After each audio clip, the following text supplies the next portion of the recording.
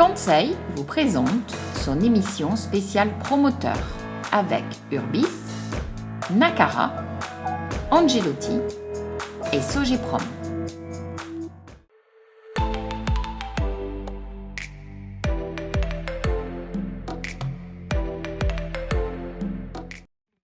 Bonjour et bienvenue sur Conseil, édition spéciale promoteur, spécial logement. L'année 2018 a vu construire plus de 7000 logements dans l'aire urbaine toulousaine, plus de 33% des ventes sur les occupants. Nous avons décidé sur Conseil de pouvoir faire un reportage spécial sur l'innovation parce que quoi inventer de plus, comment refaire un marché, comment redynamiser les choses. Voilà, on va rencontrer Lucie Villas tout de suite. Bonjour. Bonjour Stéphane. Comment allez-vous? Bien, merci. Merci d'avoir bien voulu accepter donc ce petit questionnaire, parce que le monde des promoteurs est un monde très dynamique, bien sûr, visible en même temps, et en même temps il y a les petits secrets. Donc voilà, on a voulu un peu rentrer dans ces petits secrets, et notamment sur l'innovation, parce qu'on se dit, qu'est-ce qu'on peut encore inventer aujourd'hui sur ce marché pour attirer des clients, des investisseurs, des primo-accédants, des occupants, enfin tout ça est bien confus. Est-ce que vous pouvez nous éclaircir là-dessus? Merci déjà de vous intéresser à notre métier. Nous, on a à cœur, je pense, les promoteurs en règle générale, et pour Urbis de surcroît, l'expérience client. Donc nous, on a imaginé réenchanter un peu la première relation commerciale. Et le tout premier contact. C'est joli ça. Oui, alors je rappelle que vous êtes responsable marketing, communication. Communication, voilà.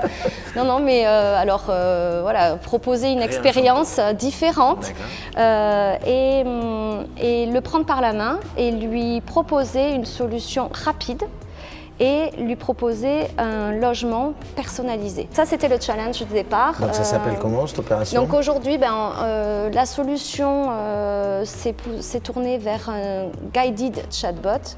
Donc c'est un chatbot guidé à la différence de l'intelligence artificielle.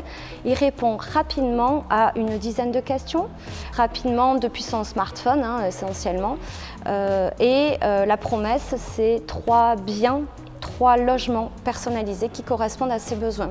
Donc soit à travers de 2 parcours, soit acquéreur, soit investisseur. D'accord, il y a 2 parcours dans le... Il y a 2 parcours, ça commence juste, est-ce que vous souhaitez habiter votre pour logement ou pour le louer? Voilà, ou investir. Donc du coup, le parcours est totalement différent. Alors aujourd'hui, vous avez évoqué l'innovation, c'est une des, comme beaucoup de promoteurs aujourd'hui, une des sources majeures d'inspiration. On a chez nous un outil qui s'appelle l'ASAP, donc As Sustainable as Possible, je ne sais pas si je le dis bien, qui est un outil en fait de développement, voilà, je vous laisserai mettre les sous-titres, un outil de développement en interne en fait pour valoriser l'innovation technologique sur nos opérations. Ça peut être d'installer des ruches sur les toits, ça peut être d'installer des partenariats pour héberger des oiseaux aussi sur les toits de nos résidences avec la LPO. Donc c'est des choses qui sont super intéressantes, qui sont assez peu courantes dans le métier de la promotion. Même si chacun aujourd'hui a sa sauce d'innovation. Et au-delà de ça, j'ai tendance à dire que nous, on raisonne surtout sur une innovation qui peut être très large. L'avantage, c'est qu'en fait, il n'y a pas de limite sur l'innovation. Elle n'est pas que technique, souvent c'est convenu, on nous amène sur un sujet technique. Or aujourd'hui, on l'a vu au Salon du Neuf la semaine dernière, la technique existe, les produits sont commercialisés, il suffit de les prendre dans un catalogue et de les mettre en musique. C'est une très belle initiative, mais nous on considère qu'on peut encore aller plus loin. Et à ce titre-là, on avait dans nos opérations des réflexions sur le programme, sur la programmation de nos opérations. Peut-être comment proposer dans le marché du neuf aujourd'hui, qui parfois, on peut nous reprocher d'avoir une vision assez monocorde du sujet. Nous, on s'est dit qu'il fallait trouver une innovation sur la conception de nos opérations et d'aller proposer dans des secteurs en développement de la ville. On a un quartier Bayard, Jean Jaurès, Gare, où plutôt que de faire comme nos confrères une résidence plus classique ou du logement étudiant, on a préféré faire du logement haut de gamme dans un quartier qui est en mutation. Qui s'est très bien vendu, où je pense aussi à notre opération de 8 logements de luxe aussi sur le quartier de la Côte-Pavée. Proposer 8 logements en neuf dans une opération de promotion immobilière, c'est quand même très rare. Et on a donné à nos clients cette possibilité d'acquérir un bien en fait, de très grande qualité, très prestaté, qui soit justement une nouveauté sur le marché. C'est une forme d'innovation d'aller chercher ce type de clientèle qui est exigeante. Chez Angelotti Promotion, on ne cherche pas à forcer l'innovation. On s'adapte toujours aux produits que l'on vend, à la cible. Nous sommes spécialisés dans l'habitation principale. on essaye toujours d'avoir des innovations qui correspondent à l'environnement dans lequel on est, qu'il ait une réelle utilité pour nos clients.